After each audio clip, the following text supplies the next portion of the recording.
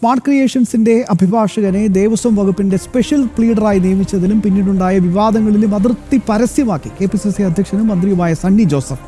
പ്ലീഡറുടെ നിയമന കാര്യത്തിൽ തീരുമാനമെടുത്തത് ദേവസ്വം മന്ത്രിയാണെന്നാണ് സണ്ണി ജോസഫിന്റെ പ്രതികരണം. വിവാദങ്ങളിൽ അതൃപ്തി പ്രകടിപ്പിച്ച് രമേശ് ചെന്നിത്തലയും ശക്തമായി രംഗത്തെത്തി.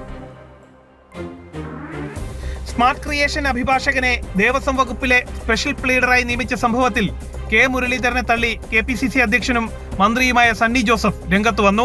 വകുപ്പ് മന്ത്രിയും മുഖ്യമന്ത്രിയും കാര്യങ്ങൾ വിശദീകരിച്ചിട്ടുണ്ട്. ആ കാര്യങ്ങളിൽ അവർ ഇടപെടുന്നതിനാൽ കൂടുതൽ പ്രതികരണത്തിനില്ല.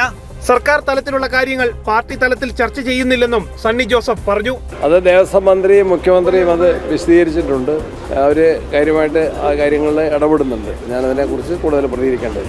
ഏതെങ്കിലും കാര്യങ്ങൾ പ്രത്യേകമായിട്ട് ശ്രദ്ധയിൽപ്പെട്ടാൽ അത് പരിശോധിക്കുന്നുണ്ട്. ഇല്ല, പാർട്ടി തലത്തിൽ അത്തരം കാര്യങ്ങളൊന്നും ഗവൺമെന്റ് തല കാര്യങ്ങളൊന്നും ഗവൺമെന്റ് തലത്തിൽ തന്നെയാണ് ചർച്ച ചെയ്യുന്നത്. പ്ലീഡർ നിയമനവുമായി ബന്ധപ്പെട്ട് കടുത്ത അതൃപ്തിയിലാണ് ആഭ്യന്തരമന്ത്രി കൂടിയായ രമേശ് ചെന്നിത്തല. മന്ത്രിസഭയുടെ തുടക്കത്തിൽ തന്നെയുള്ള വിവാദങ്ങൾ പ്രതിച്ഛായയെ ബാധിച്ചു.